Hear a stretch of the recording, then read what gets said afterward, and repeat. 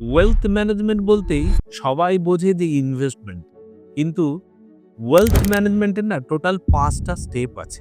First step হচ্ছে health insurance, যেটাকে আমরা ওয়েলথ প্রোটেক্টর বলি। কারণ আপনি যতই ফিট হন না কেন, একটা সিঙ্গেল হসপিটালাইজেশন আপনার লং টার্মের সেভিংসকে রাতারাতি ইরোড করে দিতে পারে।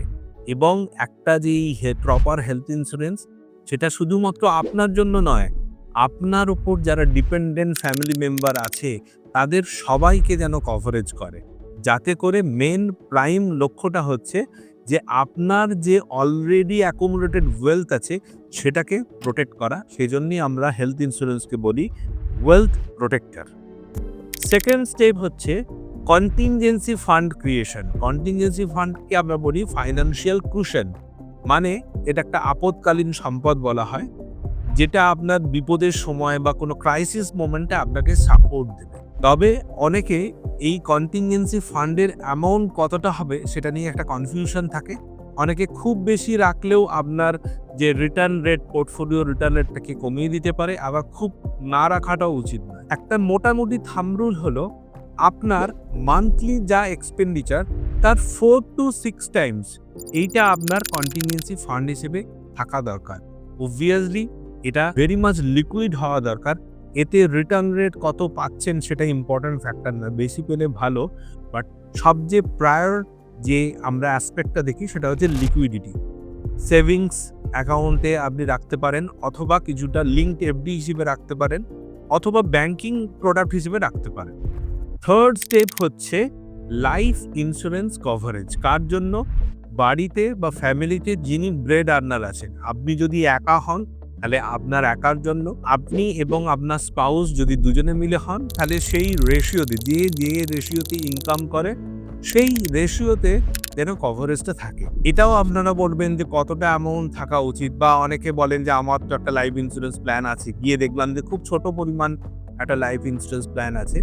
প্রপার অ্যামাউন্ট কতটা সেটার একটা ফর্মুলা আছে, সেটা হচ্ছে ধরুন আপনি একজন সিঙ্গেল ব্রেড আর্নার এবং আপনার মান্থলি যা এক্সপেন্ডিচার হয় তার 200 টাইমস আপনার লাইফ কভারেজ থাকা উচিত।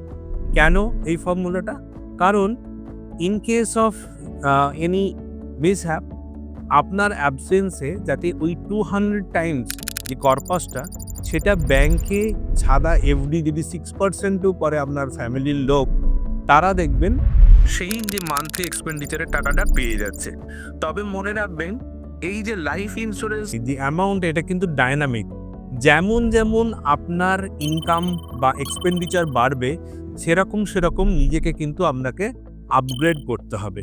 এবং এটা কতটা পর্যন্ত রাখা উচিত?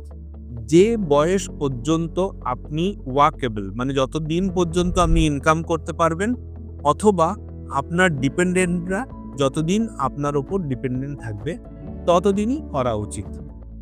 ফোর্থ স্টেপ হচ্ছে ইনভেস্টমেন্ট, যেটা আমরা প্রথমেই ভাবি ওয়েলথ ম্যানেজমেন্ট মানেই হচ্ছে ইনভেস্টমেন্ট। এই প্রথম 3টে স্টেপ পেরোনোর পরে আসে ইনভেস্টমেন্ট। সেটা এবার আপনার টোটাল যে কর্পাস তাকে অনেকগুলো ফর্মুলা ফেলা হয়, আপনার রিস্ক প্রোফাইলিং করতে হয়, এবং আপনি কি টাইপের লোক, মানে কতটা রিস্ক নিতে পারবেন বা আপনার লায়াবিলিটি কতটা, এই সমস্ত অনেকগুলো প্যারামিটার বিচার বিবেচনা করে ডিসাইড করা উচিত যে কত পোর্শন আপনি সেভিং ইনস্ট্রুমেন্টে রাখবেন, কত পোর্শন আপনি ইনভেস্টমেন্ট করবেন। সেভিং ইনস্ট্রুমেন্ট মানে হচ্ছে যেইগুলো আপনার সেফটি, লিকুইডিটি এই পোর্শনটা বেশি, আর ইনভেস্টমেন্ট হচ্ছে যেটা আপনার ইনফ্লেশন বিট করে আপনার ওয়েলথ ক্রিয়েশন করবে। এবং last but not the least, fifth step হচ্ছে ফাইন্যান্সিয়াল জার্নি ম্যানেজমেন্ট।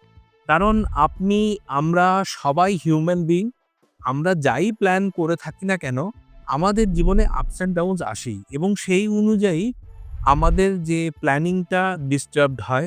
যেমন করে আমাদের ধরুন আমরা একটা কোনো গন্তব্যে যাচ্ছি, একটা ডেস্টিনেশনে যাচ্ছি, কোথাও জ্যাম হলো রাস্তায়, তখন আমাদের কি করতে হয়? বাইপাস নিতে হয় বা কোনো রিশিডিউল করতে হয়। সেরকমভাবেই আমাদের যে ওয়েলথ ম্যানেজমেন্ট প্ল্যানিংয়েরও ক্ষেত্রেও, যেহেতু আমরা হিউম্যান বিং, আমাদের লাইফের ওঠানামার সাথে সাথে আমাদের প্ল্যানিংটাও ডিস্টার্বড হয়, এবং সেটাকে রিশিডিউল করতে বা রিপ্ল্যান করতে হয়, সেটা আপনাদের কাজ নয়। সেটা কাজ হচ্ছে আমাদের, এবং আমরা অ্যাজ আ ফাইন্যান্সিয়াল ফ্রেন্ড আমরা অলওয়েজ এই জার্নির সাথে আপনাদের সাথে আছি, এবং যেকোনো সময় কিভাবে রিস্ট্রাকচারিং করে আপনাকে আপনার লক্ষ্যে পৌঁছে দেয়া যায়, সেই ব্যাপারটাই আমাদের কাজ। তাহলে বুঝতে পারছেন ওয়েলথ ম্যানেজমেন্টের মেন ৫ টা স্টেপ হলো হেলথ ইন্স্যুরেন্স, যেটাকে আমরা ওয়েলথ প্রোটেক্টর বলি। সেকেন্ড স্টেপ হচ্ছে আপনার কন্টিনজেন্সি ফান্ড ক্রিয়েশন, যেটাকে আমরা বলি ফাইন্যান্সিয়াল কুশন। থার্ড স্টেপ হচ্ছে আপনার প্রপার লাইফ ইন্স্যুরেন্স কভারেজ নিয়ে রাখা। ফোর্থ স্টেপ হচ্ছে আপনার ফিউচার প্ল্যানিং করা, যেটাকে বলে investment and savings instrument. And fifth step হচ্ছে আপনার যে প্ল্যানিং, সেটাকে মনিটর করা, এবং সেটার যদি কোনো রকম ডিস্টারবেন্স আসে সেটাকে যাতে অ্যাভয়েড করা যায় বা রিপ্ল্যান করা যায়, সেই জিনিসটা করা। Thank you.